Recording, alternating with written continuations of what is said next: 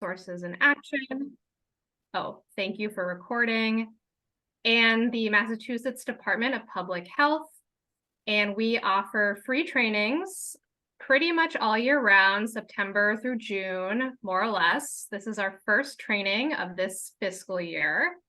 And we are so excited to have you all here with us. I'm going to go ahead and let my team introduce themselves as well. So Jasper, if you'd like to say hello. Yeah. Hello, folks. My name's Jasper. I use they, them pronouns. And along with Tanayo, I will be one of your co-trainers for today's session. I will pass it off to Anna to introduce. All right, Maverly.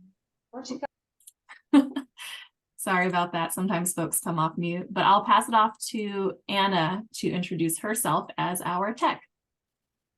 Hi everyone, my name is Anna. I will be doing tech for today's training. I know we've all been on Zoom for quite some time, but I just wanted to do some level setting in terms of our training for today. I'm an administrative coordinator at Health Resources in Action, just helping with this project. So yeah, so as mentioned before, we just ask that people stay on mute if there are presentations going on, but there are a lot of times where we want people to participate. So we'll be asking people to come off mute, talk in the chat, breakout rooms, etc. I believe there will be annotate in today's training. So if you click view options on the top of your screen, the third one down is annotate, and you can click the text option and write onto the screen. You can also put it in the chat if that's not working for you today. You can have side-by-side mode. So if you want to see the speakers talking while you are also looking at the slides, that's a good way to have both of those up on your screen at the same time. And yes, go ahead and make use of the chat feature if you have anything to add in today's discussion. I believe that is it, but I'll pass it back to Tanayo, I believe, if there's anything else to add.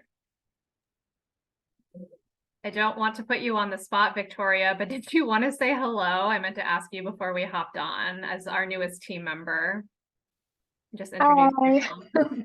I'm Victoria. I use she, her pronouns, and I am on the CHTI team as an administrative coordinator. Excited to be with you all today. Thanks, Victoria. Just wanted everyone to get to see your face. All right, so if we move a couple slides ahead, Anna. I think just going through to here we go. Perfect. Learning objectives. So what are we doing today? Our learning objectives are to empower yourselves to have a deeper understanding of inclusive language and how to use it in your work. Identify 1 or 2 frameworks to help you interrogate public health language, and identify how to apply these lessons to create safer and more comfortable workspaces. Let's move to our agenda. Yeah, perfect. So we are currently in our welcome and intros. We're going to do a little bit of the history of public health language with the emphasis here on language and not so much the history of public health. If you want a full training on that, we do have some recordings we could share with you. We're going to talk about responding to harmful language, confronting bias and bigotry, and then we'll close. And one piece I want to offer before we get started today, we understand that, you know, a lot of you might have seen this training and come here thinking we're going to give you, you know, a perfect how-to guide on how to respond to harmful language, right? And that's not exactly what we're going to do. We certainly can't tell you exactly what to say in any given situation. Google is a really great resource if you want really specific answers. Instead, today is really going to be thinking through those deeper biases that come along with public health work and creating space to try on some really practical applications of tools for addressing harmful language. So again, we're not going to be saying, you know, here's exactly how to respond. Instead, we're going to be saying, here are some ways to think about how you could frame your response. And hopefully that will make more sense as we move through. So let's go ahead and hear from you. Oh, I forgot the group agreements, the most important part. Thank you, Anna. So this is really our offering for how we want to be together in this space. And again, I'm going to ask for your agreement on these before we move forward. So apologies for almost skipping over this. Our agreements are, if you can, leave your camera on. We love to see your faces. Please mute yourself if you're not speaking, but of course, please come off mute if you would like to speak. Go ahead and take space, make space. So if you maybe aren't as comfortable stepping up and sharing, feel free to take this space today to do that. And if you find yourself maybe talking a lot, feel free to wait a beat before speaking again. Of course, we want to be respectful of all the folks in this room, including yourself. And please take care of yourself. And today we're going to be talking about language. So we really want to make sure we're creating a space where we can be okay with discomfort. If you hear something new or challenging, really sit with that. That's something we want to encourage you to do. So can I get a thumbs up physically or in the reactions button to make sure y'all agree with these, or feel free to add any more to the chat before we move forward. I'm just going to scroll through. I see lots of beautiful thumbs, virtual thumbs. Awesome. Thank you all so much. Okay. I think the next slide is our icebreaker. Yes, nailed it. Okay. So let's see, Jasper, do you think we should do this in the chat or should we put them in little rooms? I think since we have a pretty good number of folks, why don't we have folks introduce themselves in the breakout rooms, and I'll put this information in the chat for folks as well. Okay. So we are going to send you to a quick breakout room. You're just going to share your name, pronouns if you would like, your organization, and how you're feeling today. And your little icebreaker question is, what are you looking forward to this fall? And we'll give you 6 minutes, maybe just a quick round robin, just to say hello.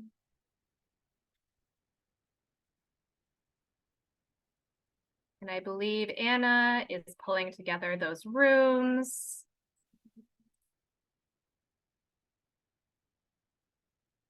Awesome.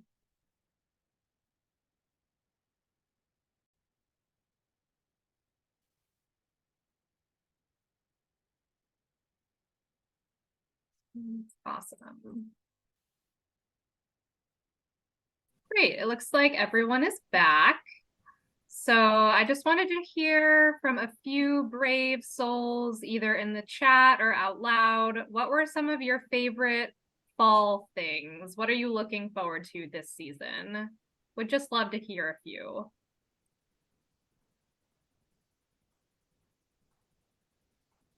I said nothing. I don't like it. It's cold. That's Well, fair. we just got talking so much. She shared she wants to spend time with her family in the fall. I didn't have time because we were two Latinas talking and we didn't have time to share what I was going to do in the fall, but I'm going to the beach. So. Oh, All right, nice. Luz. Very nice. Going to the beach. I see in the chat, folks are looking forward to the weather and colors, football, less chaotic than summer, visiting Salem, very fun, carving pumpkins. I just did a pumpkin painting with my friends. That was really fun. Looking forward to the foliage and the scenery, apple picking, traveling, seeing family. The new sense of hope that comes with the new soft breeze. Stephanie, that's beautiful. I love that. Sweater and fall boot weather, hiking, beautiful foliage. Amazing. Anyone else want to share out loud something that came up in your group?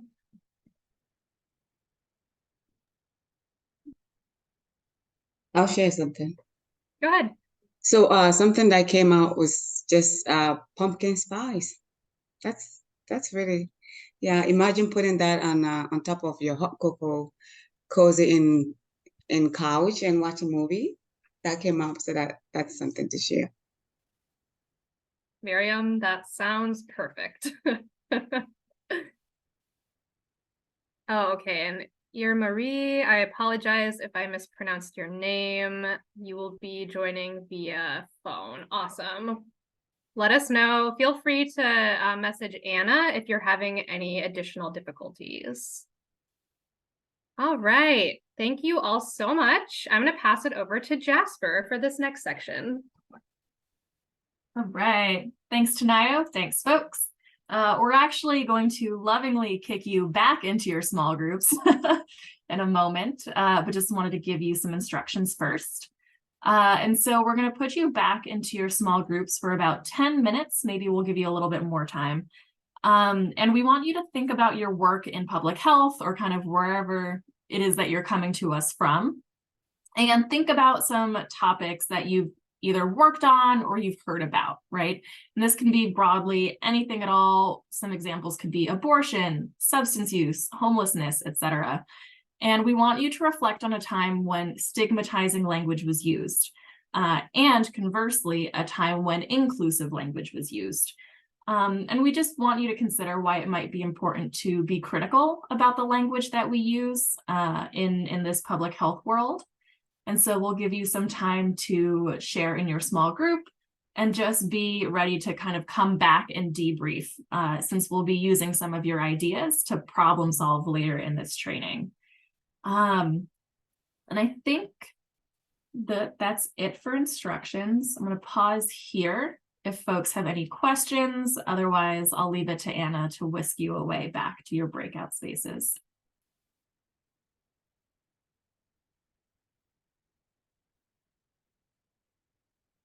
Okay, Anna, I think you are all set to whisk folks back.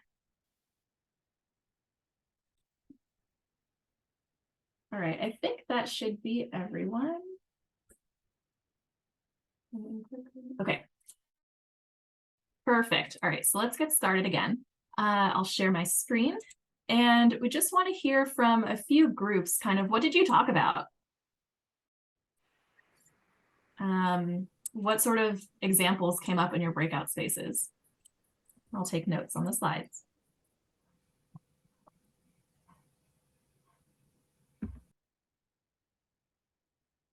And as a facilitator, I'm more than happy to sit in awkward silence for a bit, but I also will call on people.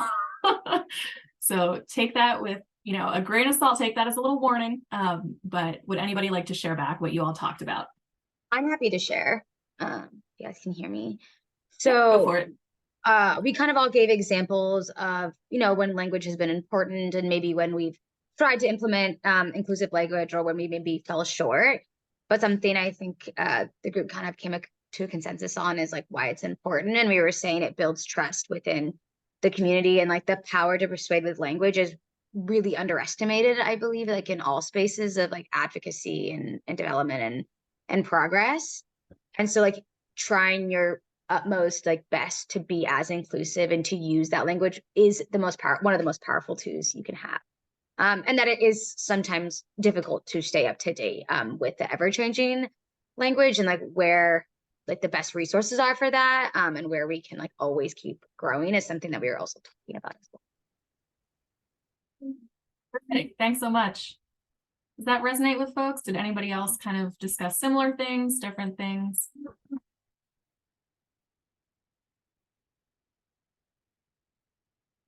Have a great discussion regarding the inclusive language. How is a learning process for us as healthcare providers or the people who are serving our communities?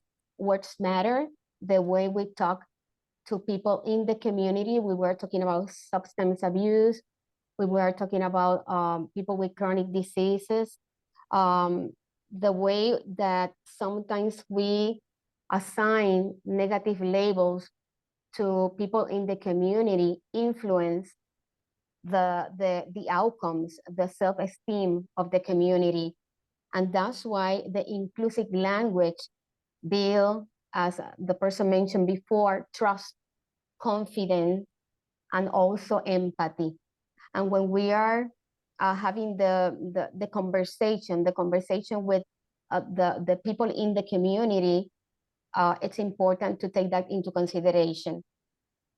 And again, words matter. That's why for us, I'm glad to be here, because it's a learning process. We need to change the way we talk. We need to change the language that we use, and we agree on that in the group. Yep, perfect. And I see Megan, I think, adding to that as well in the chat, right? Shifting language from surrounding opioid use disorder to be more positive and less shameful, right?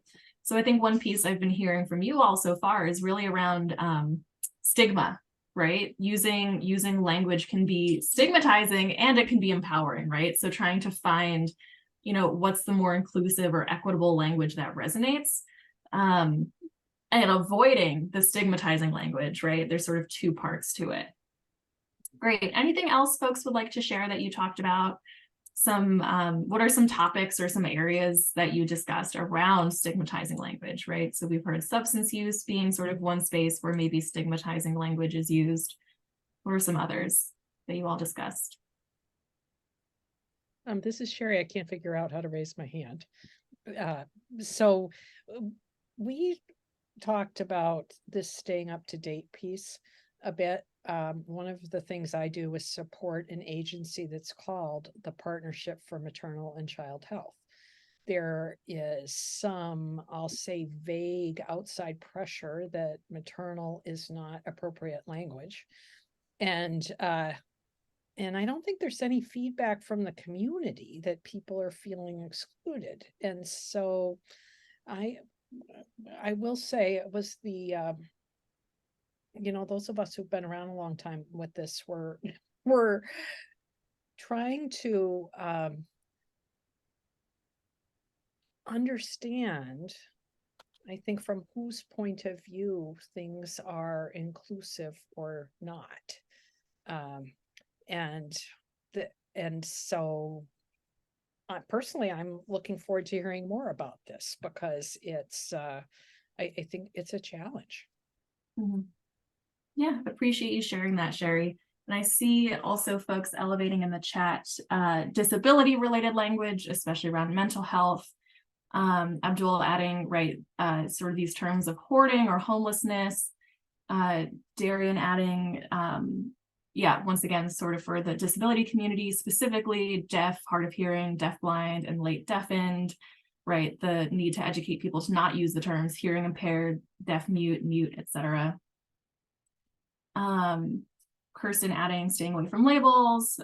So for folks who are unhoused or people with substance use disorder versus addicts, right, being a stigmatizing term.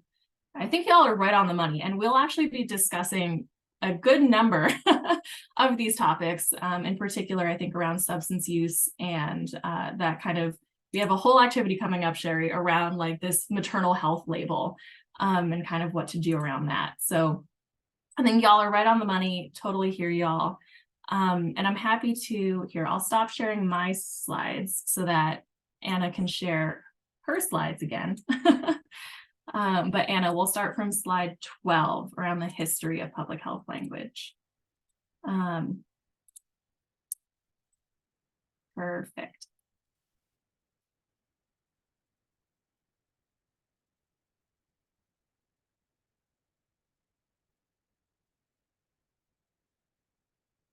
Okay.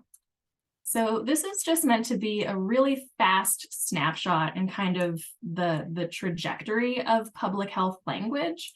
As Tanayo alluded to in the beginning, this isn't the history of public health as a field, but rather just looking at kind of the influences that have shaped public health language over time, right?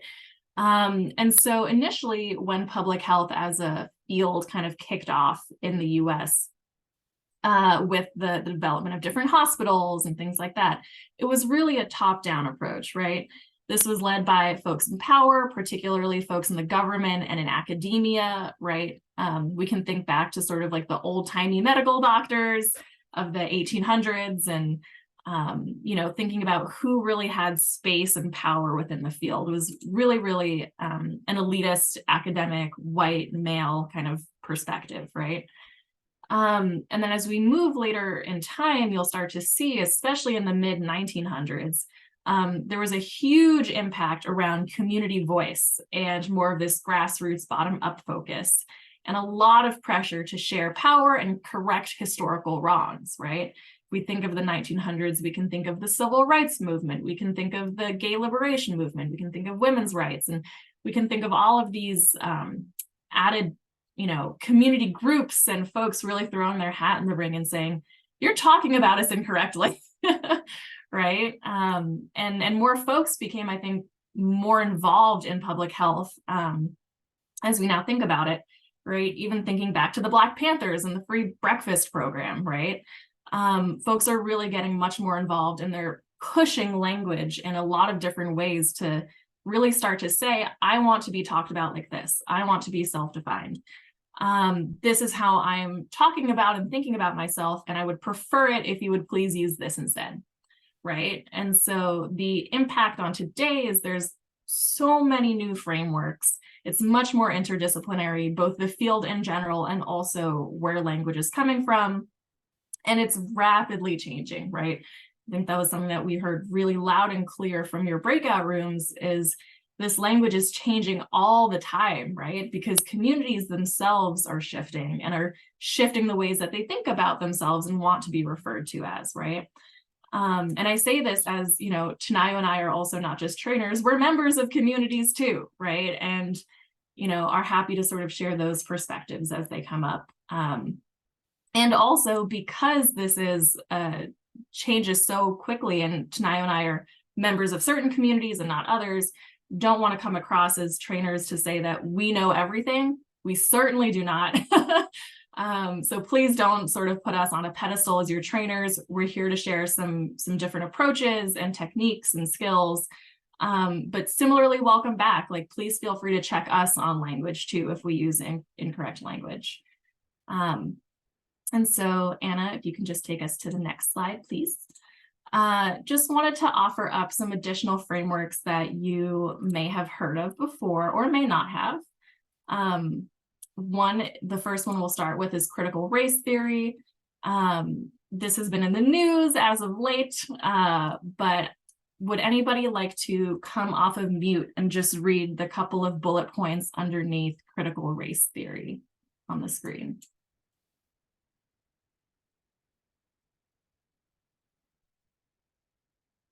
And I will call on people. I'll read it. Founded in the late 70s to 80s, examines racial politics from the systemic lens. Racism is in our policies and laws, not just personal prejudice. Race is a social construct. Perfect. Thanks so much. Mm-hmm. So I think this one, and I'll go in a little deeper and then I'll pause if folks have any questions or thoughts or comments.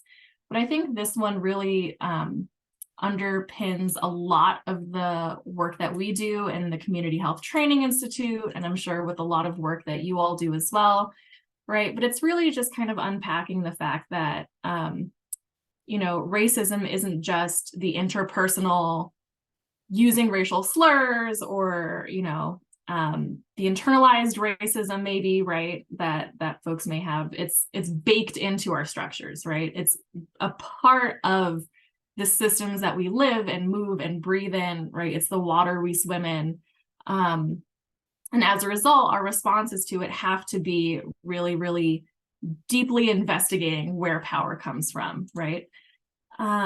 It's, I think, hard to conceptualize doing health equity work or public health equity without this lens, right? That race is a social construct and we have a responsibility to really tackle it and think about how we redistribute resources. Do folks have any questions, thoughts, comments around this one? Anything you'd like to add? I see Liam adding in the chat, identities like race, gender, and class are probably better defined as social categories. We don't get to choose this most of the time, and their intersections lead not so much to a deeper variety of experiences as they do to new forms of oppression, which is what Crenshaw was articulating in her original text. Yes, thank you, Liam. We're going to get to Intersectionality by Kimberly Crenshaw next, which is, I think, also hopefully a term or a framework that folks aren't strangers to. Any thoughts on critical race theory or intersectionality?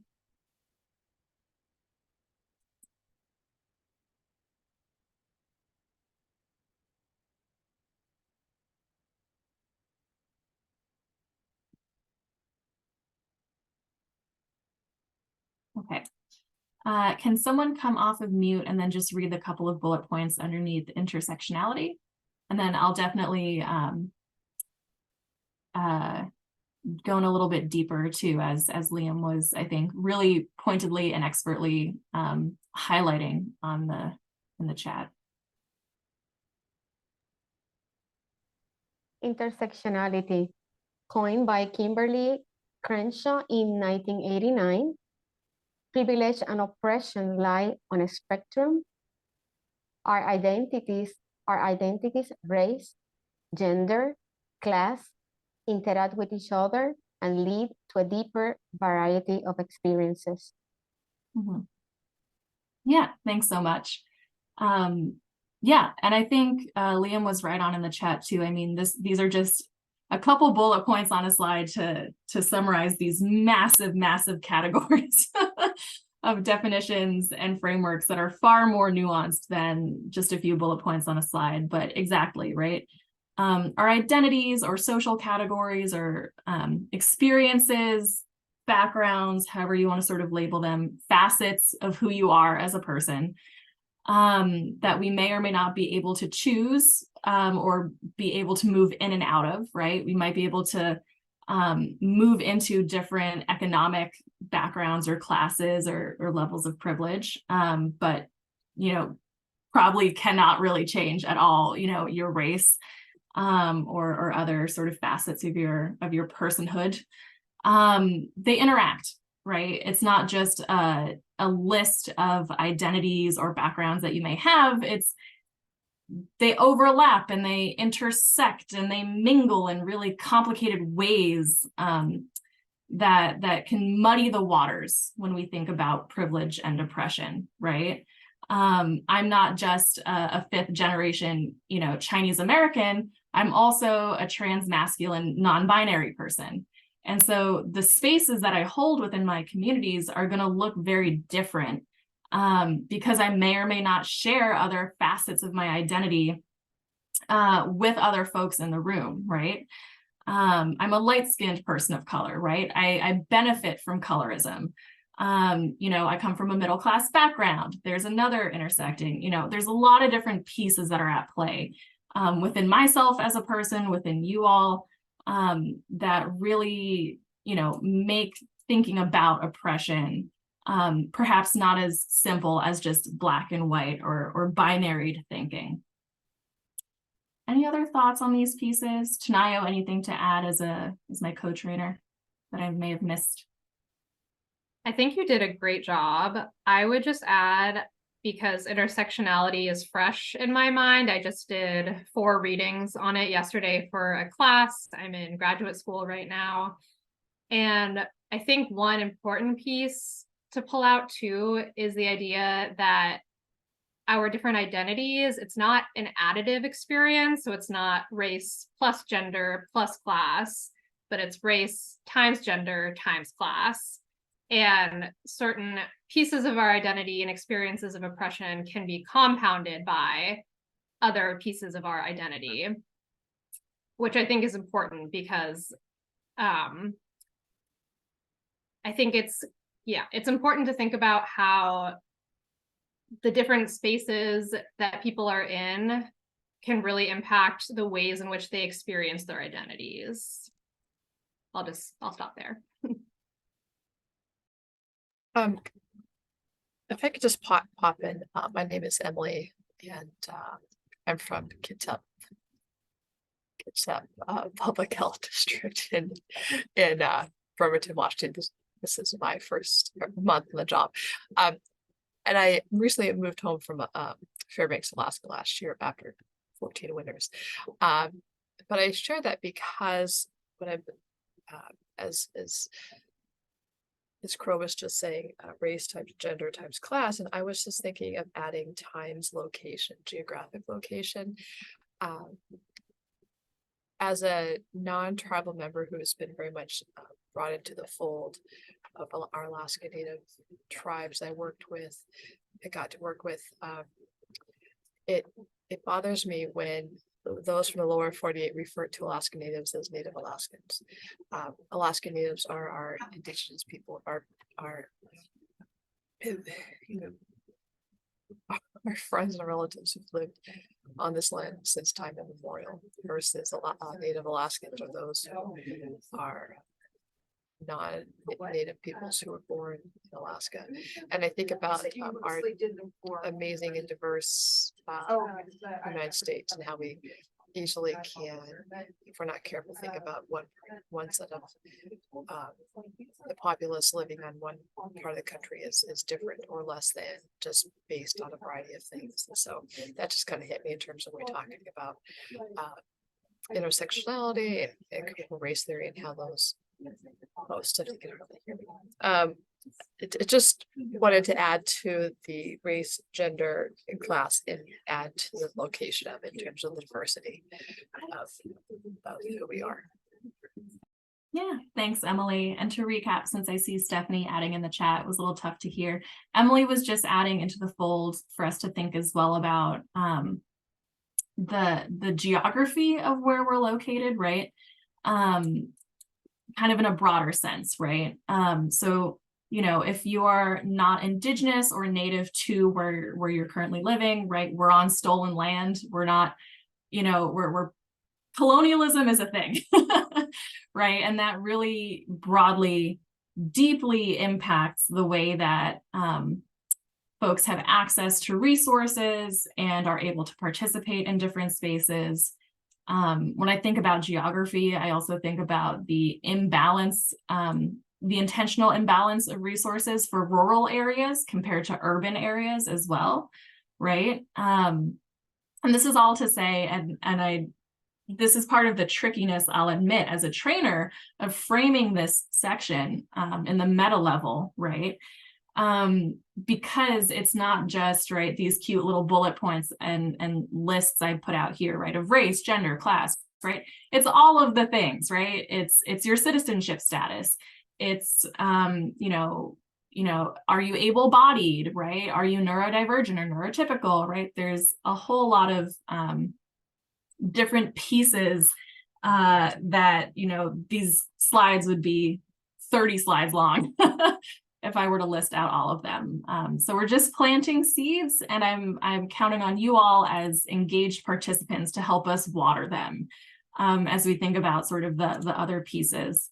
And thank you for your grace in working with me with sort of the limited space that we have in this training today to just sort of scratch the surface. And so Anna, if you can go to the next slide, we'll talk about 2 more additional frameworks, and then we'll put you back into some breakout rooms for an activity. I'm just trying to be mindful of time here. And so 2 additional frameworks that are close to my heart that I would like to introduce to you all, or maybe you're already familiar with, are queer theory and disability theory. So if someone could please come off of mute and then just read the couple of bullet points underneath queer theory, please.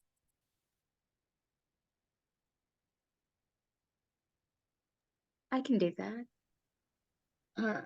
Early 1990s reclaimed the slur queer in the late 1980s and brought it into academia, challenges the idea that straightness and cisgender identity are the default, and pushes back against binary either or thinking. Mm-hmm. Yeah, thanks so much. And I'll highlight too, right, all of these theories are intersecting in and of themselves. I think in a way they all really encourage us to push back against binary either or thinking. These are primarily academic theories, right? It's not like folks were not thinking about queerness or sexuality and gender before the 1990s. So let me add that caveat in as well. But, you know, as simply as I can put it kind of on the slide, right? This queer theory, I think, really pushes us to think much more creatively about ourselves and our kinship structures and our family and our chosen family and the ways that we show up in community and in our relationships to each other. I'm going to pause here if folks have anything they would like to add to this, any questions, comments, thoughts.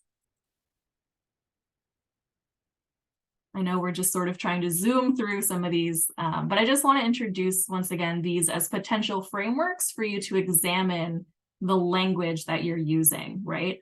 Are you using binary to either or language, right? Are you reducing or sort of shrinking down these, as I'm struggling to do right now, right? These really broad expanses of experience into really small labels for folks, right?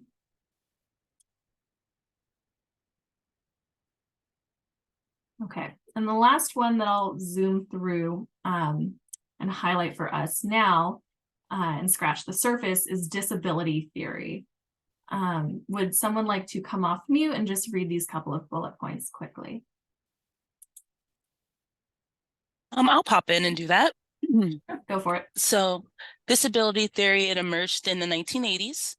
Disability is a social construct. How do you define what is disabling? Redefining disability away from the medical model. Yep, thanks, Essence. And so the best way I can maybe summarize this for y'all is disability theory, and a thing that I would like us to really try to hold ourselves to in this space is trying to investigate why or what it is that we have been socially conditioned to identify as a disability, right? Because these are labels, and I want us to think a little bit critically about kind of right, why or how are we, what are we doing with this labeling, right? What's the goal and who does that impact? And I'll kind of leave it at that for us to sort of chew on and think about. But do folks have any, once again, questions, thoughts, comments? Tanayo, anything to add as a co-trainer? I know this part is a bit more didactic than the rest of our training, but I think it's really important for us to ground ourselves in this before we move forward into some of the more practice-based parts of the training. Yep, I see your hand. Go ahead, Becky. Yeah, a lot of the work, I'm a planner, and a lot of our work is based on the census, you know, and the census has specific labels like, you know, people with disabilities and different types of disabilities and different races and ethnicities. And so I guess my question is how to take that and incorporate it in a respectful way, you know, like not everyone may, you know, you have to answer according to what their labels are, but how do you, you know, sort of do that in a way that's more inclusive and respectful? Mm-hmm. Yeah, I really appreciate that question. And what I'm actually going to do is I'm going to pause and see, do other participants have any thoughts on that? How would you respond? You know, what would your approach be in response to Becky's question?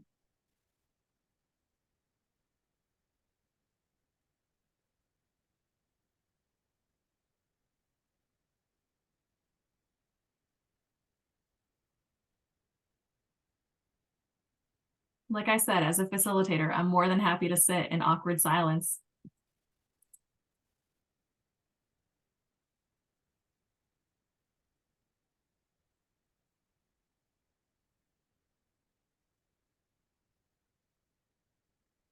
Sherry's asking in the chat, Becky, could you just restate the question, please? Sure. So my question was, you know, we get data from the census, which has categories and questions like, you know, different types of disabilities and different race and ethnicities. And how do you communicate using that data with language that's more respectful and inclusive, you know, or do you just use the census data and leave it at that? Because it does use things like, you know, people with disabilities, vision impaired, all that. So that's, I guess, the question.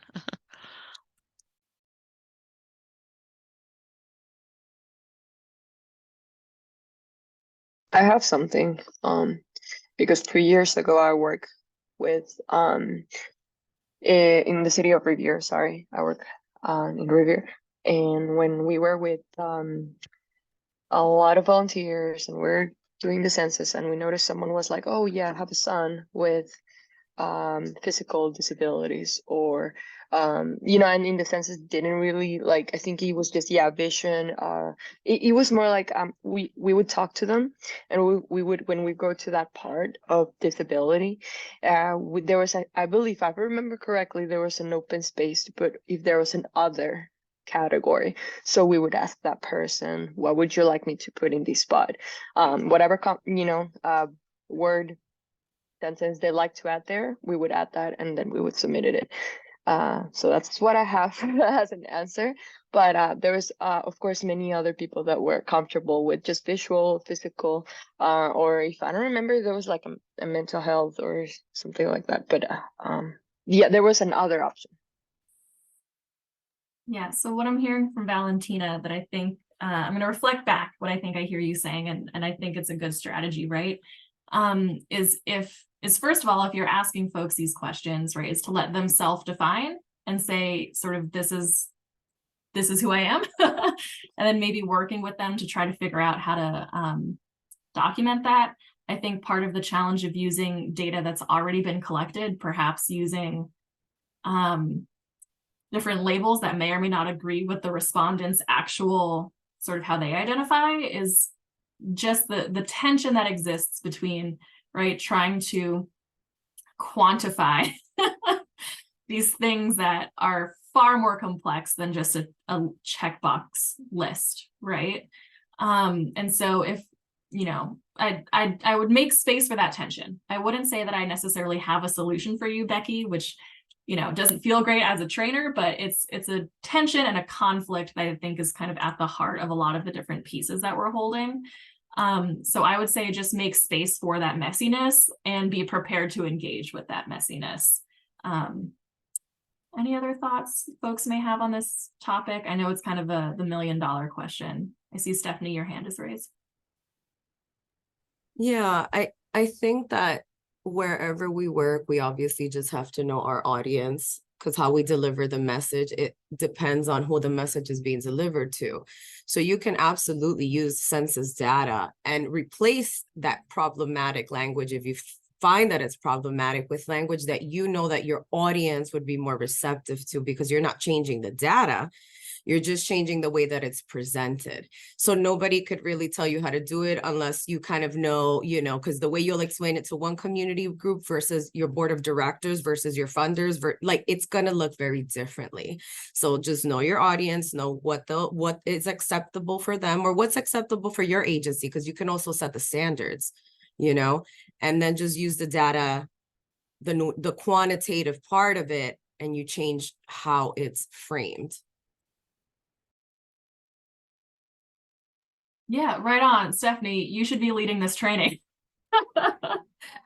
Yeah, thank you for that. I think that's an excellent strategy. When thinking about kind of, you know, who it is that you're trying to speak with, right? Language is the cornerstone of language, right? Is that we're just trying to communicate, right? So trying to figure out the nuances of what you're trying to communicate and how it's going to be received and how it will land, I think is a big piece of that, right? And I'm going to use that as a segue to transition to this next slide of some other sort of grounding foundational pieces around language that I'd like to sort of plant the seed now early on in our training, right? Is just a recommendation for folks to err on the side of person first and gender neutral language, right? This slide uses the example of substance use or addictions, and kind of how we can reframe and move away from that stigmatizing language. We borrowed this from some of our friends at the Behavioral Health and Racial Equity Training Institute, which also sort of lives with us here at Health Resources in Action. And we just want to stress kind of, right, using this person first, gender neutral lens to really focus on the person and not the disorder or the quote unquote problem, right? So in the like yes category, right, we want to refer to folks as, you know, people with a substance use disorder, and not right, these like stigmatizing, morally negative kind of frameworks or language, right? Because you can see in the not this category, there's this kind of moral, ethical, negative spin that a lot of these terms kind of have, right? It's like, oh, stayed clean versus, or like a dirty drug screen, right? We're ascribing this moral aspect of dirt or cleanliness to a person's recovery journey, which doesn't make sense, and once again is stigmatizing, right? And you know, healing and health in general is not a linear journey. It's a real wonky journey with lots of curves and you know, ups and downs and things like that. And we don't want to ascribe morality to a person, right? And their health. So I'll pause here and give you a moment to sort of just look through the different examples on the slide. Do folks have any questions, thoughts, recommendations even for language as well that you either see represented here, or is there language you would like to challenge that's on the screen? Please feel free to weigh in. Once again, Tanayo and I are by no means infallible experts. So please feel free to hold us accountable as well.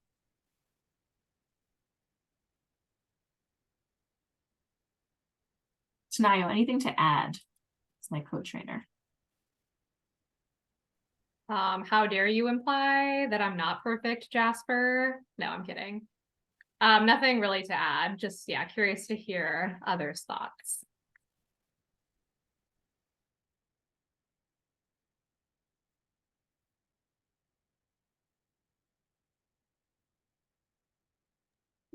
See some thoughts in the chat as well. Kirsten suggesting to email MassOrg for Addiction Recovery for their guide on the language of addiction and recovery. Erica, I think, weighing in, very importantly, I'll definitely elevate, right? Let folks identify however they want, even if they use maybe some of the more quote unquote stigmatizing language for themselves, right? Let folks identify with how they want to identify, and then just please be respectful of their decisions to use that. Amy adding as well, sort of the question of what do you do when there is conflicting advice, right? The state has said to use like the word or umbrella term Latinx or Latinx, but the community isn't always in agreement, right? And to that, I mean, I have my thoughts as a trainer. I'm once again going to pause and see if folks have any other sort of thoughts on Amy's question. Sherry jumping in the chat to also write thumbs up, right? Let's let folks identify how they want to be identified. Don't try to correct someone if they are in fact using the terms, you know, in the bad category, quote unquote, right, to refer to themselves. Please let folks identify how they want to identify. I do want to add one thing as well. Yeah. So I think in part of talking about language, right? Language can be very stigmatizing. I, as a woman of color, identify as a Latina woman.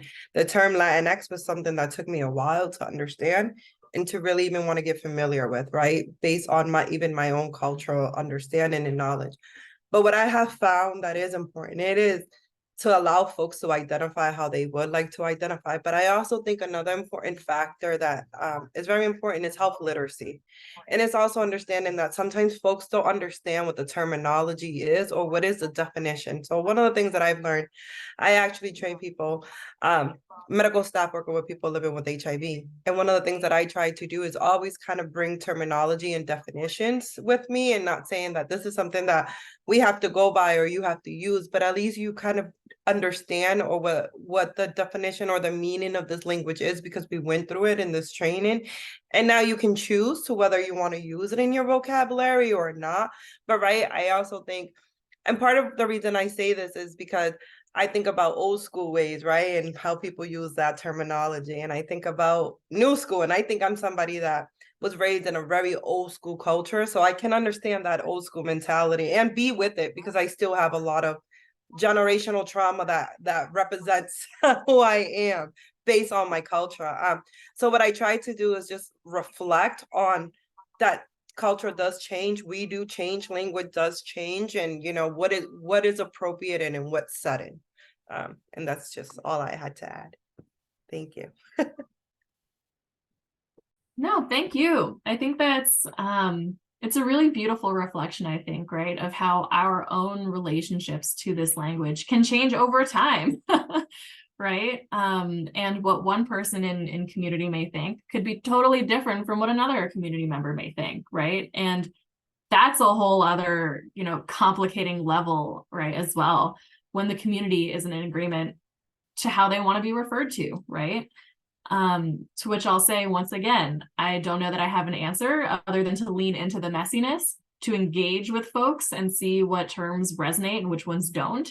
And you can be explicit about that, right? You can tell your community members, hey, the state said that we have to use this term. We know it's not perfect. How can we work with you all to figure out what labels and what language works, right?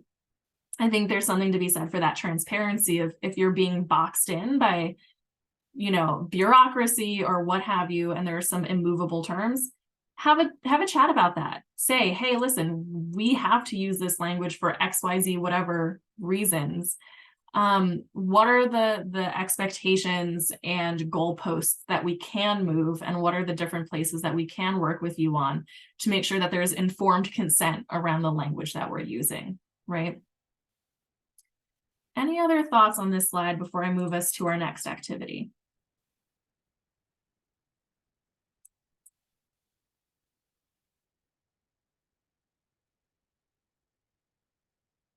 Okay, I'm going to take us to our next breakout room activity, and this is the maternal health example that I was sort of highlighting for Sherry earlier.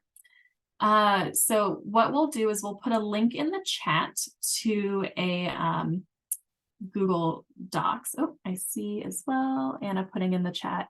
Yes, it's important to uplift. We don't suggest using this language simply because, but that when folks use stigmatizing language, folks are less likely to come back to the service that was being provided. Yes, we will touch on that soon, Anna.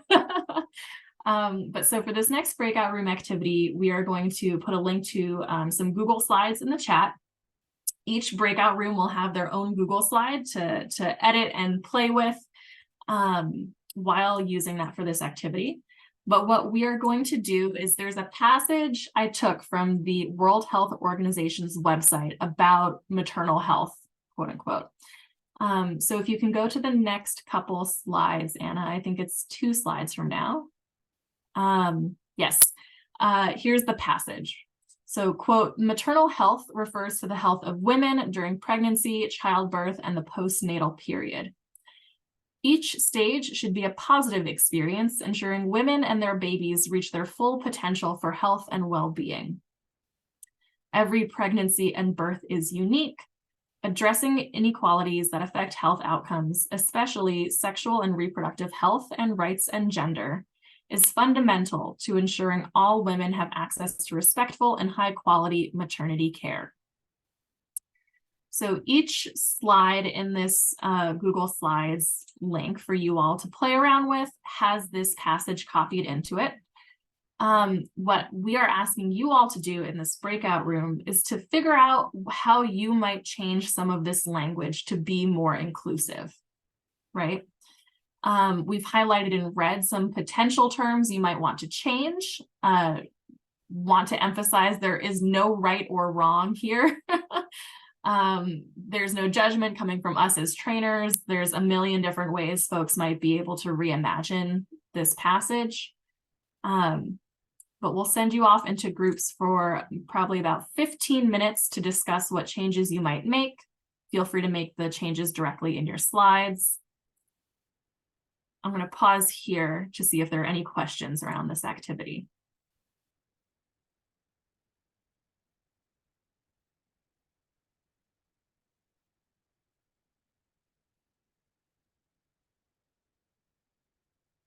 Okay, I'm not seeing any questions. I'll let Anna open up those breakout rooms. And if you run into any trouble, there's also going to be a little button on the bottom of your breakout rooms Zoom toolbar that says ask for help. Feel free to click that button, and then myself or Tanayo or Anna will be able to join you and help you out in the breakout space. Okay, I think we're all good to go, Anna.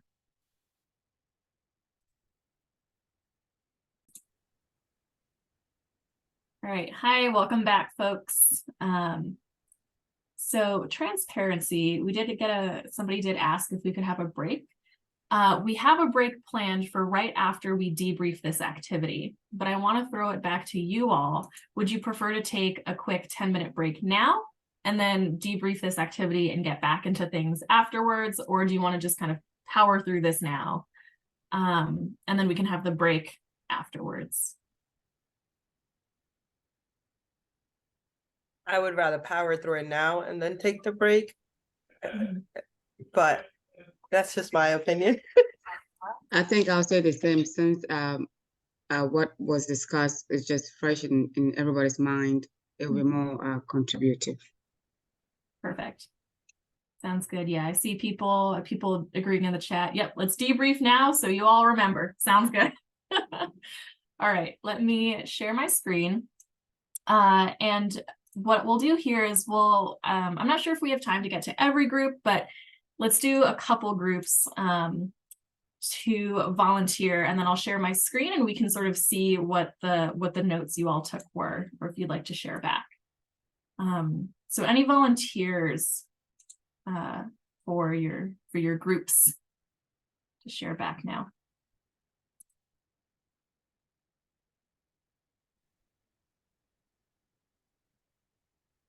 And I will call on groups.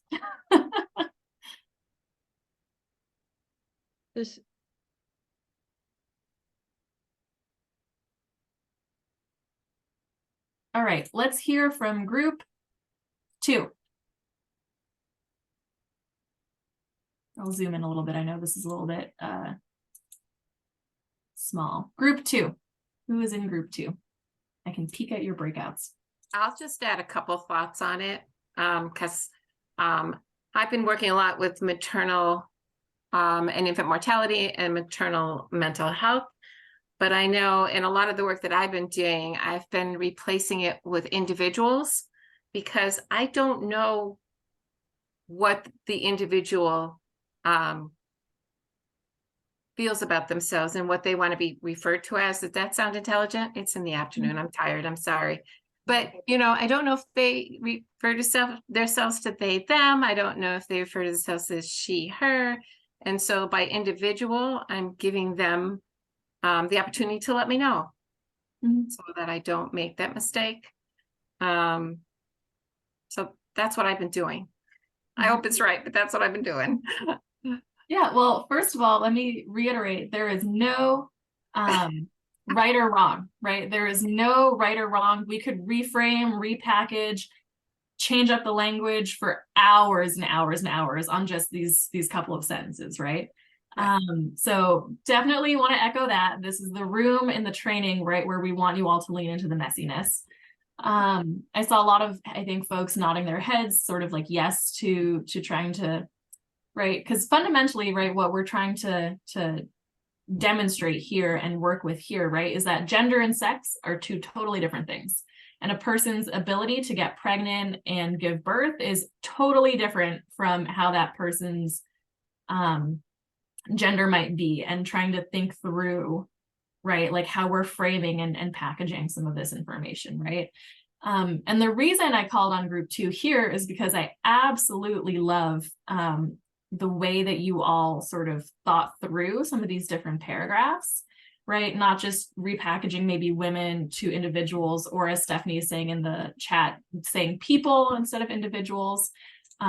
You know, just removing sort of the gendered lens from this grouping, right? But then I also really love what folks here put out in paragraph 2, right? Each stage should be a positive experience. Maybe it doesn't feel so great to read that to folks who didn't have a positive pregnancy experience, right? There's sort of this assumption that the experience will be a good thing, despite whatever context or extenuating factors maybe people have in their lives, right? And that's real, that's valid. And I really love that you caught that framing, right? And I think you all sort of, as I was skipping through all sort of the different groups, folks really landed on some similar terms. But does any other group want to share back how you all sort of thought through the language here? Or also anybody from group 2 who wants to come off mute and sort of share what your thought process was.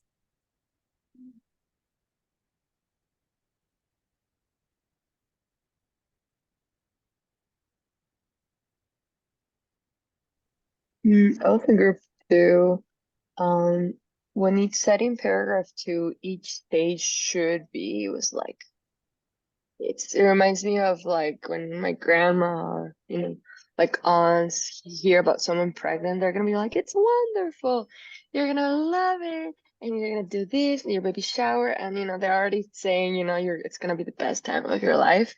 And you know, and it's just like expectation, maybe it's like that assumption that maybe it's even like a social pressure that made me think, oh, you know, maybe it's not going to be like that for many, even though they prepare you to feel amazing for each step. But you know, I hope they do. It's more like a wish, I hope, but not like it shouldn't be there like for everyone.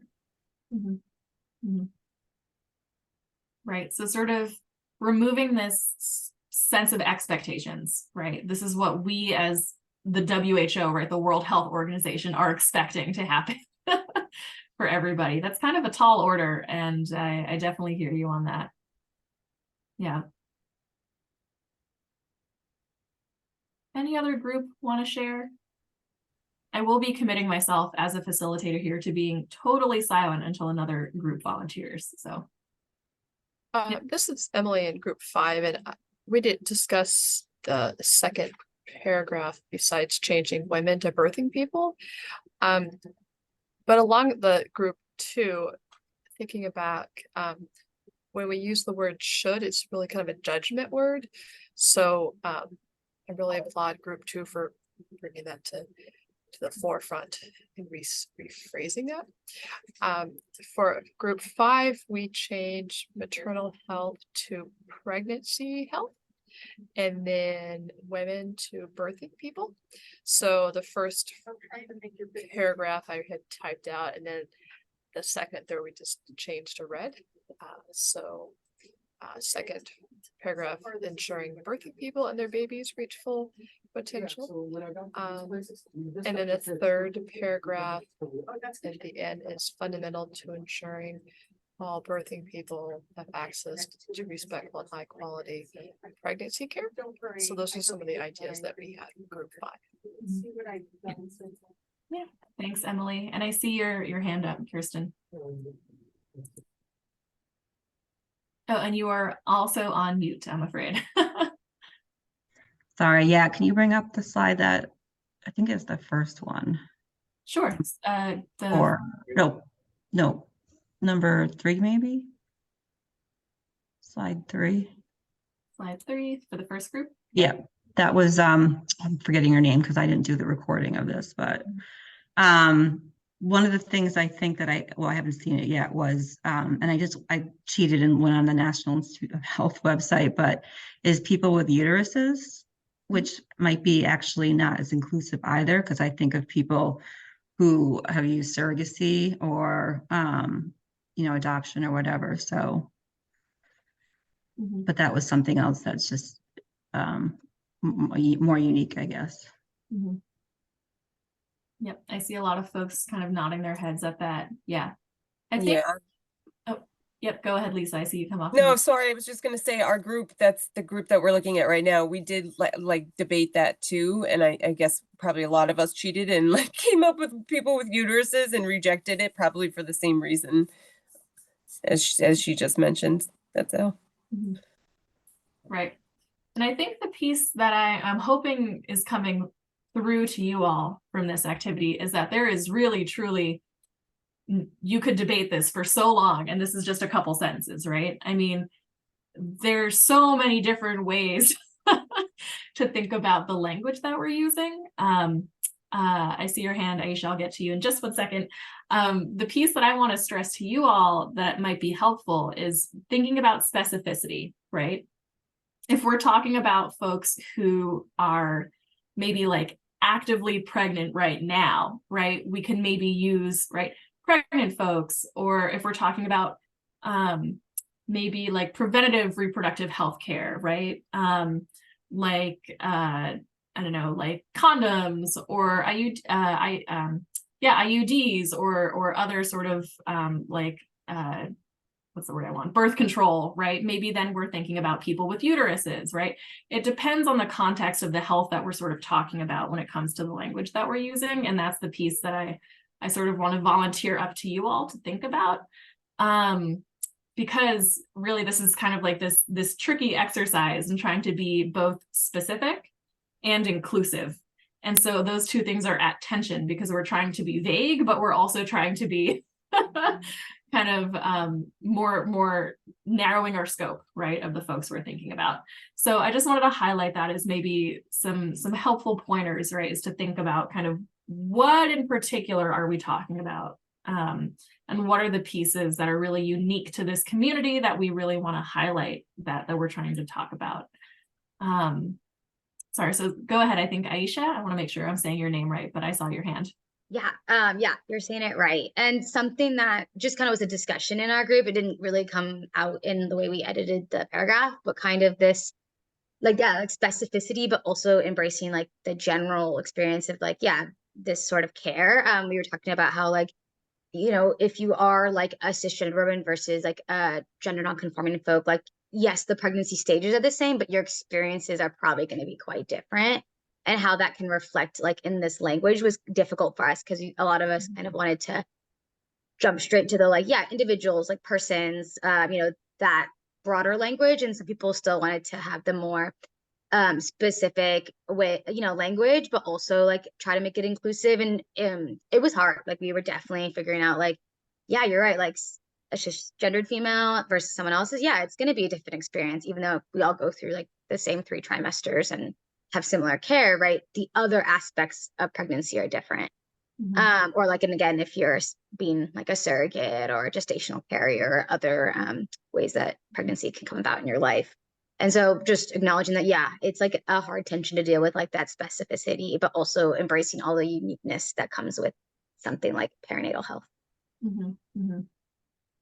Yeah, and I see also sort of this shout out right to the audience that this piece is discussing as well from Sherry in the chat, right? Thinking about sort of who was this paragraph or this web page sort of written for, right?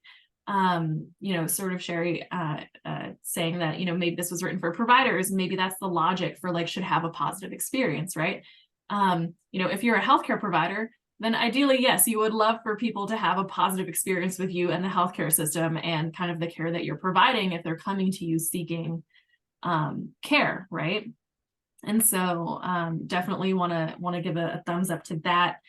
And a thumbs up as well to Sherry also adding, right, reproductive health might be too broad since plenty of people are concerned with reproductive health and don't want to reproduce, right? We're also making this assumption as well, potentially, right, that folks do want to be pregnant. So there's lots of different pieces at play here. I think you all are right on the money about. So any other thoughts, questions, pieces you'd like to elevate before we sort of let you all have a quick break? I've also been talking a lot, so get ready to hear Tanayo's voice for the next, however many hours we're together. Any other thoughts on this piece? Was this a helpful activity for folks? Okay, I see some head nods. Okay, great. All right, so what I'll do is I'll stop sharing, and then I believe we'll share maybe a timer so you all know sort of when to come back to your computers. But take the next 10 minutes, stretch, don't look at your screen, go to the bathroom, grab a coffee, do whatever you need to do, and then we'll reconvene in 10 minutes. So, okay, perfect. If you want, I can also share my screen, Anna. Good. Yeah, all good. Here, I can share. There we go.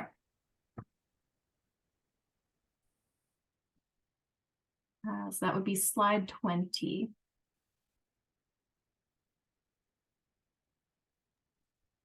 Anna, we're back on the PowerPoint, not the Google Slides. Here, I got it. So I just wanted to reiterate for folks kind of this underlying really key fact that I hope if you take nothing else away from this training but this slide, this is what I want you to take away. That the right language matters, and this is not about being politically correct. There are measurable health outcomes for people and for communities when you use the right language, right? Gender neutral language has been proven to statistically increase positive attitudes towards queer people and gender minorities. And using the correct language and name for trans folks reduces suicidal behavior by more than half, right? Reduction in stigma, especially from healthcare providers, saves lives because people who are in treatment for substance use will come back to those same healthcare providers as compared to when stigmatizing language is used, right?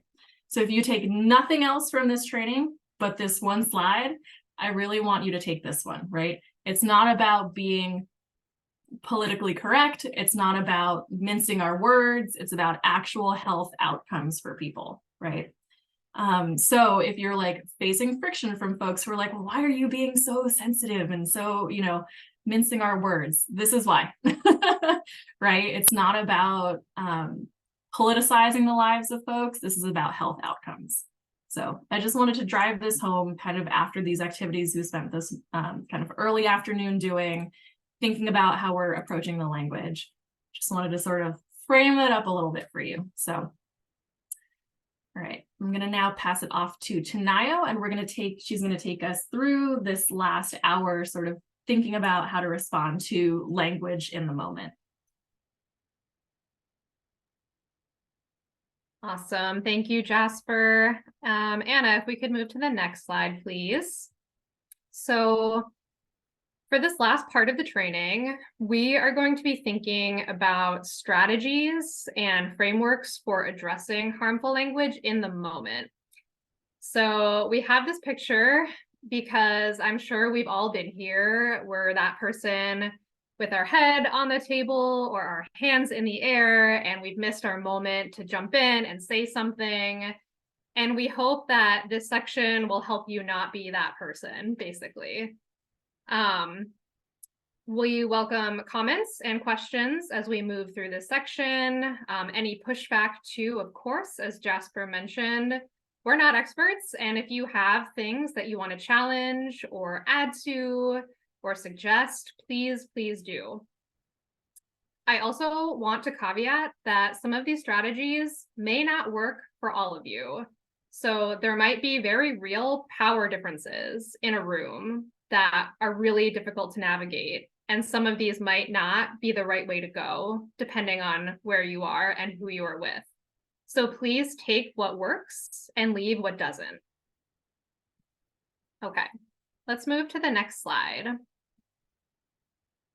And I know Jasper said that you were going to be listening to my voice, but I would much rather listen to all of you. So could I please have someone volunteer to read these first 3 boxes?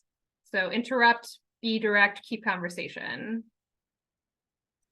Interrupting and challenging stigma in our lives and work. Interrupt early and be firm. Objective and no nonsense. be direct and specific about what was harmful, stigmatizing, and why. Keep conversation focused on the problem. Awesome. Thank you, Abdul. So before I give my thoughts, I want to hear from you all out loud or in the chat. Have you used any of these first three, or have you seen them used before in a work or personal setting? I want to know if these resonate with you.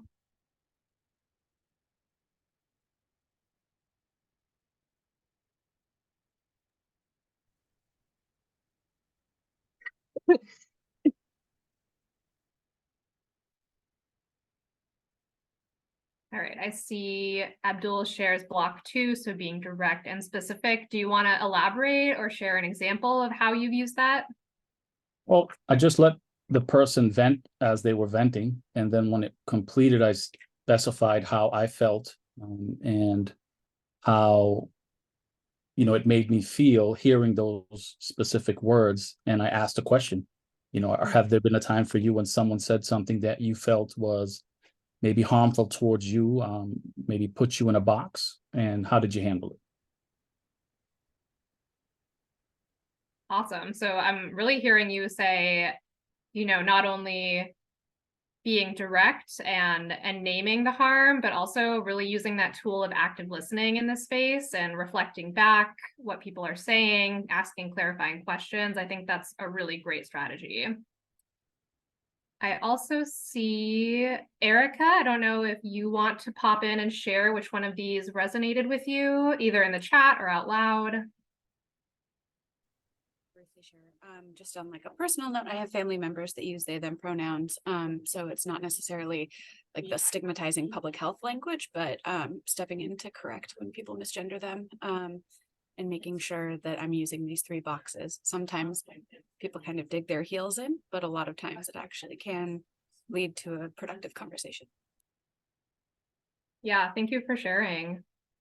And definitely these don't necessarily just have to be work situations. Like, as you just said, Erica, this can be a good tool for, you know, you're sitting around the dinner table at Thanksgiving this year and somebody says something that maybe doesn't feel very good. And maybe you'll think back on this training and say, hey, I should interrupt and be firm, objective, and no nonsense, and then say whatever you need to say. So thank you for sharing that. Anyone else before I offer some of my thoughts on these first 3? Anyone else want to share how they've seen these used?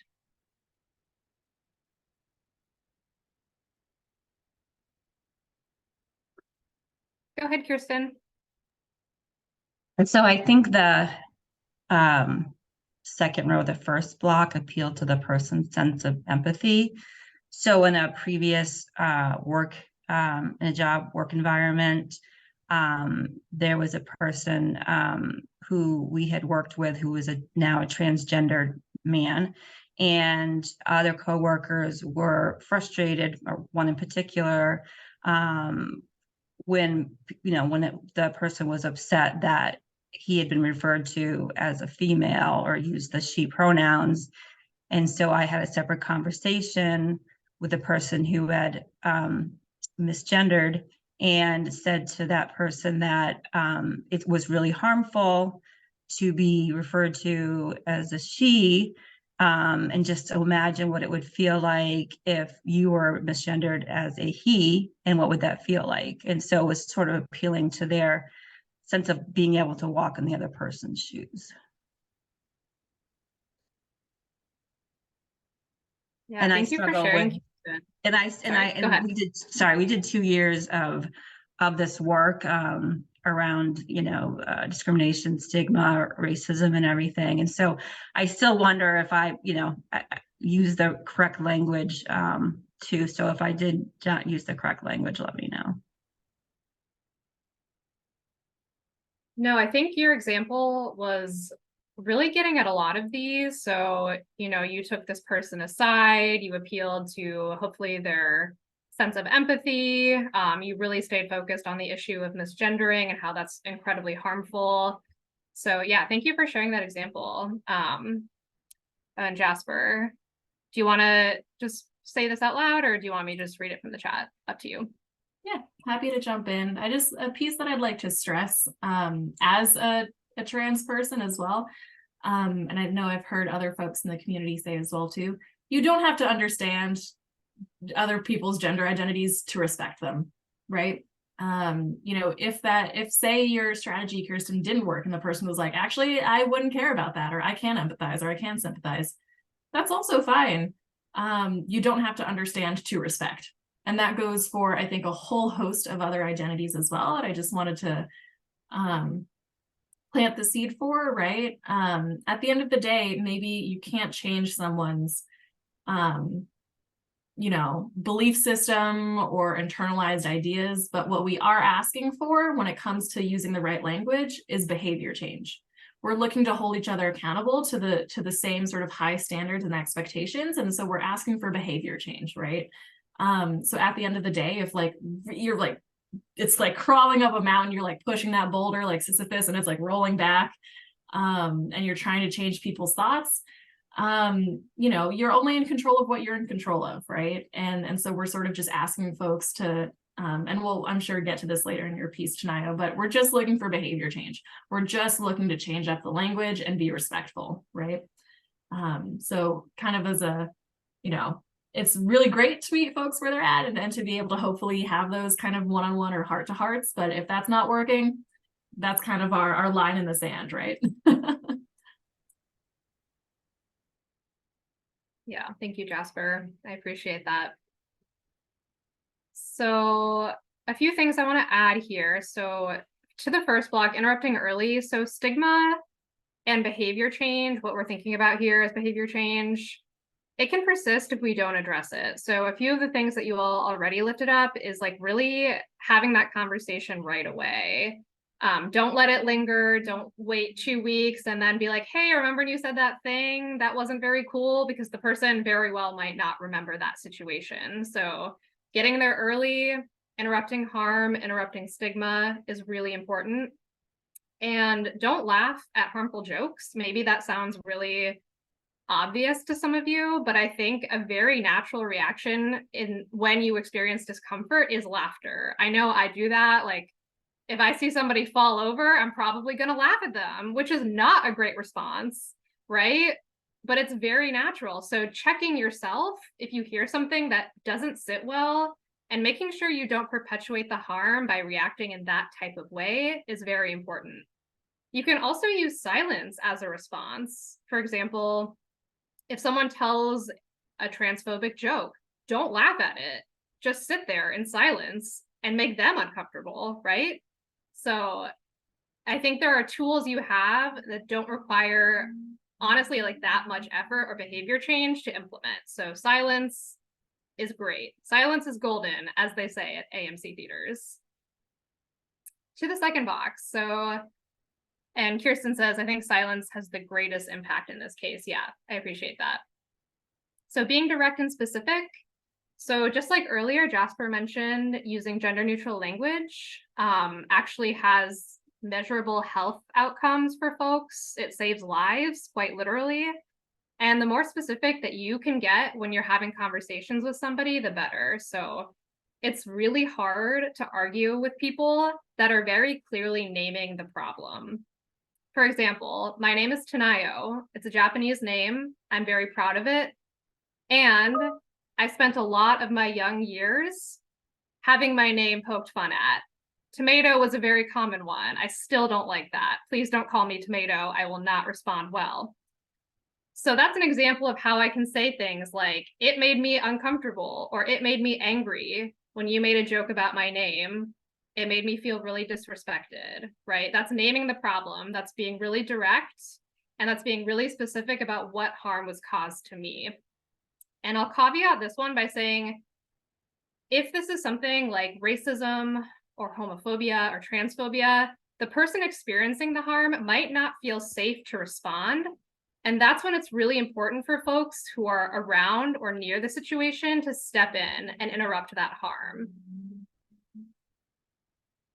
And then keep the conversation focused on the problem, right? So to Kirsten's example, perhaps that wasn't the time to bring up every instance of harm that your coworker had caused.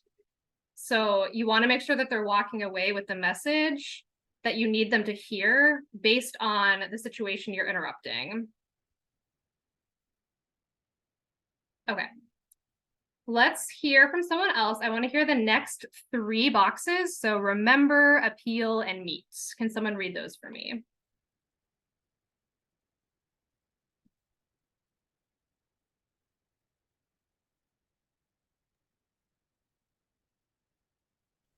Remember that I'll people read will it. use Okay. types of denial.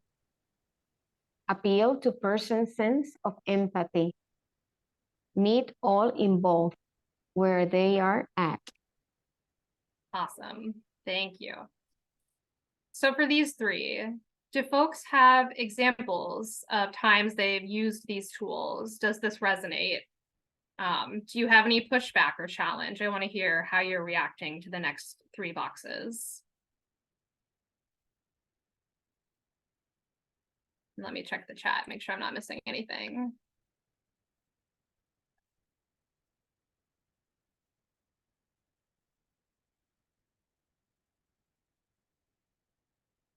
Have you heard types of denial? Have you heard that at work or in your personal life? I'd like to chime in. I'm not sure if this is a type of denial. It reminds me of this in a little bit of number 1, but people saying like, I've done this for years. Like I've been speaking this way for years, that sort of thing, and challenging that. Personally, I said like, please don't speak like that to me. And that's all I could do, but yeah.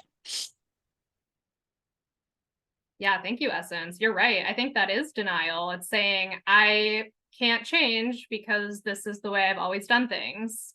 And I think it's just, that's just another type of excuse to not understand or to not learn something new that maybe feels uncomfortable. I think the phrase, "it was just a joke," is a denial. Mm-hmm. It happened to me at a party that I did not know many people, and they started telling really racist jokes. And I was like, yeah, no, because it hurts. It hurts people. And, you might look at it as a joke, but someone else may not. Yeah, definitely, Joyce. Calling out that, that's not funny, actually. You're not a stand-up comedian. Please stop is great. Other folks. Types of denial or times you've appealed to empathy, meeting folks where they're at.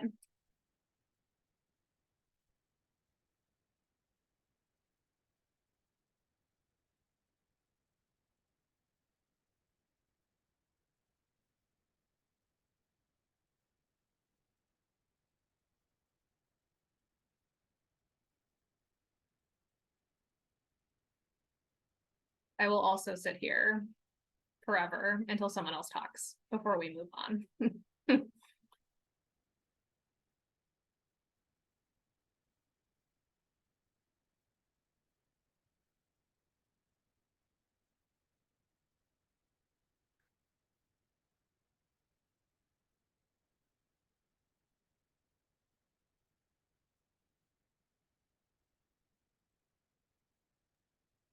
I'll chime in again.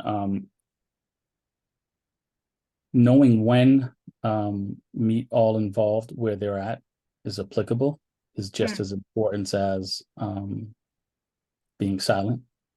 There are groups that are wavering and just are going with the crowd, that hearing from someone and saying, that made me feel very uncomfortable. I don't understand why you said it, but could you explain it to me? Might sway others that were hesitant because they didn't know others were being offended. So it gives an opportunity for conversation and, expressing your views.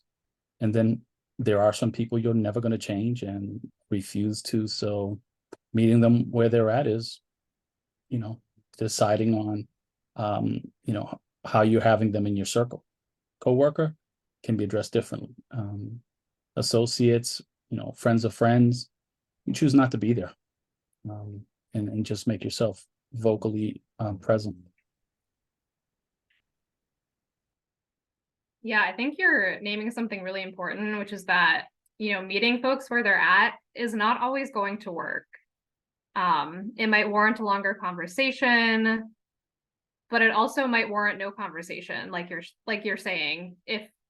If they are unwilling to listen to your side, especially if you bring things up the way that you mentioned, Abdul, about, can you please explain this to me? I didn't really understand where you're coming from. And they're still refusing to respond or to listen, sometimes it's okay to walk away. It's okay to not put yourself in a constant state of needing to explain why something is harmful, especially if it's harming you personally and or folks with identities that you share. You do not always have to take that burden. And I want to make that really clear. And then Catherine shared tone is really important too. Absolutely. Yeah. If I, approach a conversation and I throw open the door and I say, Jasper, how dare you say I'm not perfect? They might not respond very well to that, understandably. Whereas if I approach them and I say, hey, Jasper, I know you mentioned earlier that I'm not really perfect, and I was wondering if you could tell me more about that. Maybe they could explain it and they wouldn't feel like I was attacking them, right? So tone is very important. Thank you, Catherine. Okay, a few other points I want to lift up here. Oh, wait, before. Be aware of physical and other safety when deciding to interrupt. Yeah, Kirsten, absolutely. If you are not in a safe place to interrupt, please don't do it. Please don't. Your safety is the most important thing. So a couple things. I think we covered denial pretty well. The only other piece I want to lift up here is the idea of intent versus impact.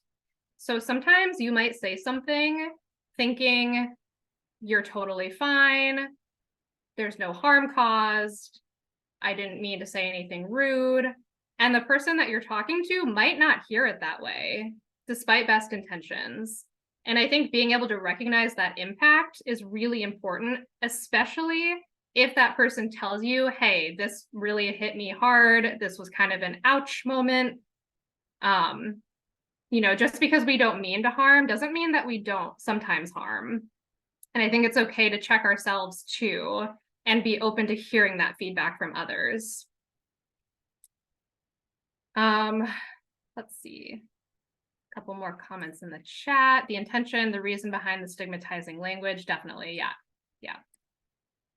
So really being aware of what we think we're saying versus what people are hearing. Okay. Let's move to the last two boxes. Can I have one more person read those last two boxes for the rest of us? I'll read it.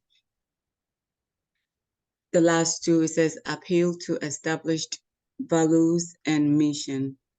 Refer the person to specific resources and involve others to broaden the conversation. Yeah, so I think these two really lend themselves to a work setting, and I'm curious if you've ever seen these in action. So maybe you've been in a meeting and someone has shared something and you've been able to steer the conversation back on track, or maybe you were having a conversation with someone who said something and you said, hey, I've got something that you might want to check out. I'm curious if any of you have seen or used these two.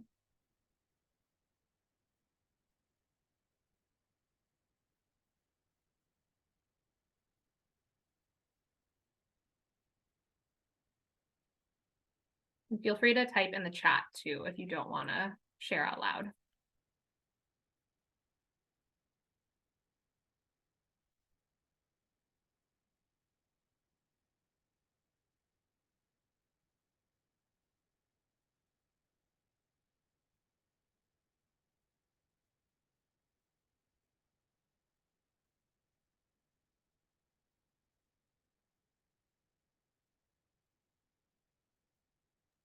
One thing, if I can jump in here tonight while folks are thinking, for this last piece around referring maybe the person to specific resources or involving others, I'd just say make sure you get their consent and permission on that, right? I feel like so many times in my life, right? We're saying maybe I'll go to my mom with a problem. I'll be like, oh my God, and these things happen. And then she'll just jump in with, you know, like advice, right? And I was like, not ready to hear that advice, or maybe that's just not what I was looking for. Maybe I was just looking to vent, right? But whenever you're sort of receiving maybe unsolicited advice, or you're asking folks to, you know, you're just giving them resources or connecting them to other people, that might not land super beneficially, right? If you didn't get the person's consent to do that. So just wanted to elevate, if you decide to try to refer someone to maybe different articles or to talk to somebody else, make sure you're getting their permission and their consent to do that. You want to make sure that they're actually bought in and invested to receiving that feedback or those resources, before you just sort of start to provide different things. Yeah, thank you, Jasper. That's definitely important. I'm just going to read a couple of comments in the chat. So Amy shared, on our team, we share resources on language proactively if we learn something new, which I love. And Emily shared that I have found in conferences or trainings, meeting someone at a work event to share what the agency I work for is about helps with shaping the specific work I am doing. Yeah, absolutely. And Megan had to hop off. Thanks for joining us, Megan. Go ahead, Kirsten. So, well, I had shared the resource earlier, but I had worked at Massachusetts Organization for Addiction Recovery, and we hosted in conjunction with other, addiction-based or focused organizations. We did community meetings that would involve providers, people with substance use disorder, bystanders, family, whatnot. And so we had gone through 2 years of our own understanding stigma and had read a lot of literature and books and worked on it. We were uncomfortable in our conversations. We did all that. And so we would, share what we had learned and refer them to resources if they were interested. We had people ask questions when they felt comfortable. So we did a lot of that because we had a number of community meetings across the state. Nice. And we would have conversations too. It wouldn't just be, okay, this is a resource. If you're interested, we would have a conversation as well to help educate everybody in the group. Yeah, I like that for a lot of reasons. I think one of them being the sharing of resources, but the other one being that group accountability. And I think that really gets at this last piece, involving others to broaden the conversation. So Kirsten, you can do all the work you want on your own at your organization, but if your colleagues aren't also bought in, it makes it really hard to create that behavior change and to create a work environment that is friendly to inclusive language. So thank you for lifting that up. And I'll wrap up this piece by naming Catherine's point that normalizing, it's important to talk about inclusive language. Yeah, I think my brain just totally short-circuited, but I think it's really important to name the things that might be difficult to name. And I know that was a confusing way to word it, but thinking about how if we just don't talk about something, it doesn't make it go away, right? Like, names are powerful. Bringing things to light is powerful. Making sure that we're holding ourselves and each other accountable to talk about inclusive language, that's powerful. That's work that we can all do as individuals and collectively to build a world that is safer and healthier for everybody. So thank you for naming that point. Okay. Let's move to the next slide. And, oh, that slide got moved. It's not time for another break, so sorry. We are going to do a little bit of trying this on. And the first thing we're going to do is, well, okay, let me back up. We're going to revisit those brainstorms that you did earlier in your small groups. And what we're going to ask you to do in a minute is to get into small groups again take those brainstorms and write a script. Okay, don't panic. Don't panic. You're going to write a script and then you're going to do a role play. So why are we doing this? Because trying things on is the only way to learn. If you don't practice these tools and these frameworks, we can talk about them all day, every day. Until you try them on, they're not going to be comfortable. So we really want to encourage you to use this time that we're going to give you to write out a little script and then do the role play. And the point of this will be to practice interrupting harmful language. So before we let you go, Jasper and I are going to give you a sample. So we're going to run through an example role play. And I just want to sort of prime everyone by saying that this in no way represents my personal views. The point here is to illustrate what we're looking for you to practice. So we're going to do that. I'll re-explain the breakout rooms if y'all need me to, and then we're going to let you go. Okay. Jasper, are you ready? Yeah, we can do our little action. Yes, you're right. Okay. What is it? Lights? Yeah, lights, camera, action. Right. Well, Tanayo, that was an interesting all-staff meeting. Totally. It was a little strange what we spent so long talking about, though. Really? What do you mean by that? Well, it seemed like a lot of time was spent harping on the fact that we only have feminine care products in the women's bathroom. I'm not really sure what the big deal is. Yeah, I think I hear where you're coming from, but it feels a little weird to me the way you said that. Since there are women who don't use those products, and also there are people who aren't women who do, right? So trying to put those in all of the restrooms is really meant to help support those folks. So I don't know. I guess I'm trying to understand a little bit more by what you mean. I didn't mean it like that. I think you misunderstood me. Yeah, I recognize, I think your good intent there, but the impact was just, it landed a little bit harmful to me is all. If you'd be open to it, I'd be happy to maybe send you like an article or some resource to sort of understand more where I'm coming from.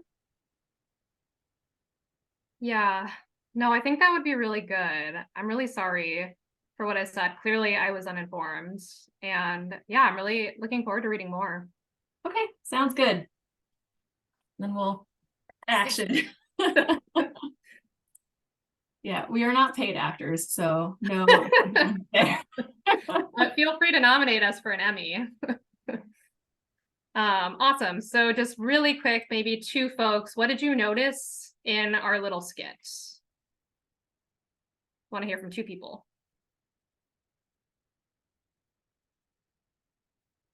Let me open up the chat again.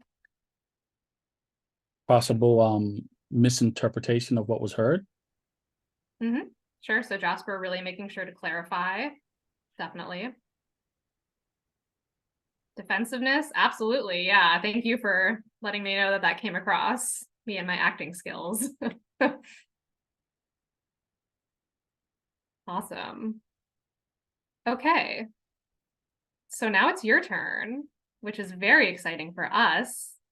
So Jasper, let's see. How are we going to do this? Let's go ahead and do the same groups as last time. I think we might have lost a couple of folks, so we can leave those groups the same. And I'm going to go ahead and, oh, sorry, go ahead, Anna. We had to recreate the groups. Oh, okay, perfect. So it will be different. Okay, so let me just, I did not write these out very well. So you're going to be in small groups, and then you can either use our topics, so thinking about like menstrual care products, or think back to those earlier things we talked about. So I remember hearing things around substance use and addiction. I think someone had mentioned like that tension of maternal child care. So feel free to use some of those topics from earlier, or you can use ours. You're going to write a really short script, just a quick conversation between 2 or 3 people, and think about how you would actually interrupt harmful language when you hear it. Are there any questions about this activity? About what you're doing?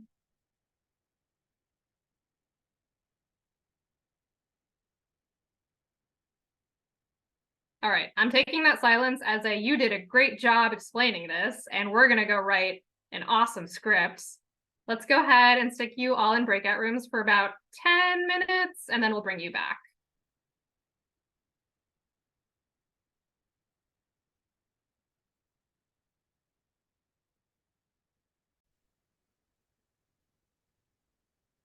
Welcome back.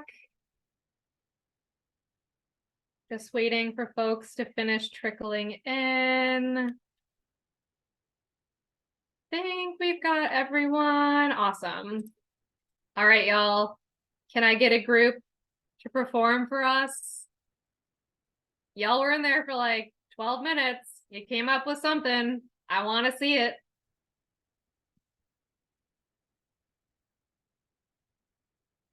I think I'll tell my group, hey, we can do this. Yes, Valentina. Yes. I know I'm speaking so much, guys, but oh, just give me a second. I'm gonna put gallery view because I can't see everyone. Okay, hi. All right, so my group.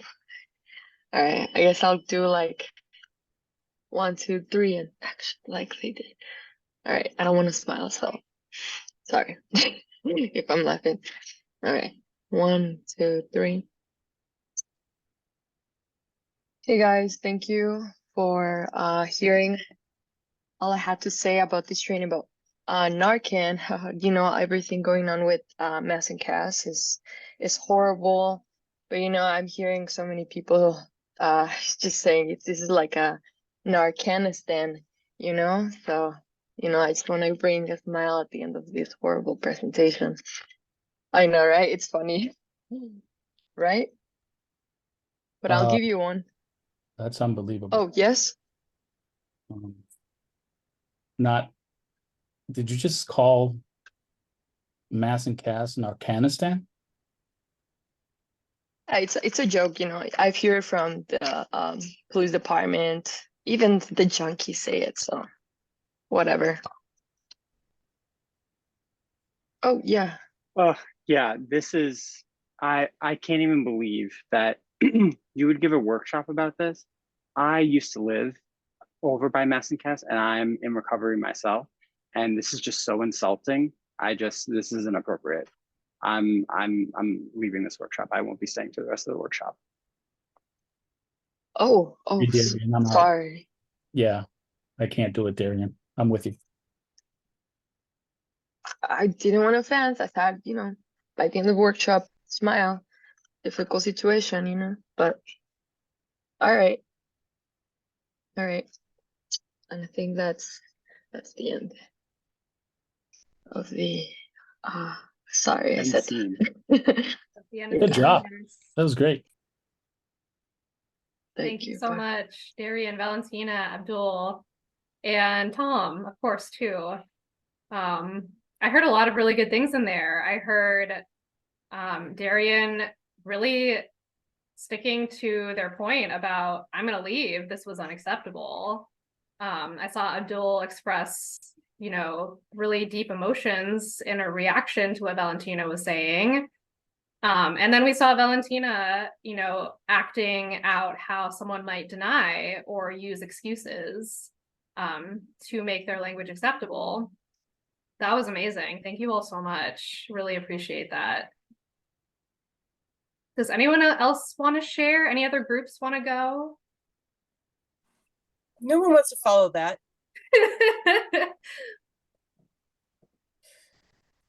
So we had a little technical difficulties and we lost some of our folks, but so we have a little short one, so you'll have to bear with us. It's just going to be me reading our script. So perfect. Okay. So we actually went with the feminine products one because it was right there for us. So we started off with what we felt like somebody would really say, which is, what is up with all the talk about the feminine products in every bathroom? Why do we even need to talk about that? And our response was, yep, it may seem kind of uncomfortable, but we're just addressing people's needs, and you never know who's going to walk in and what their needs may be. The response would be, yeah, but I wish we didn't have to talk about it so much. We said, well, you know, management is going to want us to serve the needs of all of our staff, all of our clients now as well as going forward. So we just want to be proactive. And our idea was like, the first thing we wanted to say was to try to recognize what the person, their point was, and not just be like, jump all over them and sort of say, we hear what you're saying, like gray rocking basically. And then try to go from there so that we started off on a place where we weren't like accusing them, and they hopefully would be more receptive to what we were saying. That's it. Nice. Yes. Hand of applause. Hand of applause. Round of applause. Woo! Yeah, Lisa, that's great. I think you really utilize those tools of, you know, empathy, meeting folks where they're at, being specific, getting to the issue. So really well done. Yay! Y'all give yourselves a round of applause. I did it again. Round of applause. That was awesome. I'm so glad y'all were able to dig in and try that on. I think, again, I'm just going to harp on this one more time. It's so important to practice. This will never get easier until we practice. So thank y'all for practicing. And thank you, Valentina, yeah, for taking on that role of something that you clearly do not support. Like, that's definitely an awkward place to be practicing as well. Okay, we've got a few minutes left, so let's go ahead and share the slides. We just have a few wrap-up pieces, and then we're going to let you go. So I want to promote our next training through CHGI, Coalition and Community Conflict Management. I think, Anna, do you mind throwing the link in the chat box? I believe I attached it, and if I didn't, let me know. If y'all want to sign up for that, we'd love to see you there. That will be led by 2 other facilitators, so hopefully you'll enjoy them as much as you enjoyed us, fingers crossed. And then the last piece we have is a feedback form for you all. So we're also going to stick that in the chat. And we would really love your feedback. We take it really seriously. We use it to inform future trainings and to update and adapt current trainings like this one. So if there's things you thought were missing or things you'd like to see more of, we really want to hear that feedback. So please fill that out. All right, and I think that's it for my follow-up pieces. We will be sending out an email with the slides and the recording and some of the resources that were cited throughout the training, but I want to give Jasper a chance to also say goodbye and to say thank you. If you want to come off mute. Yeah, thanks so much, truly, everyone, for sticking it out with us on a Monday, no less. And I'm happy to also linger on the call for a few minutes afterwards if any folks have other like personal questions or things they'd like to check in on or any clarifying pieces. But otherwise, yeah, thank you so much for being here. And we'll try our best to get that follow-up email sent to you all out shortly. So this way you can hopefully fill out that feedback form while everything is still sort of fresh. But yeah, I think that's it from us in our corner. Thank you all. Thank you. Thank you.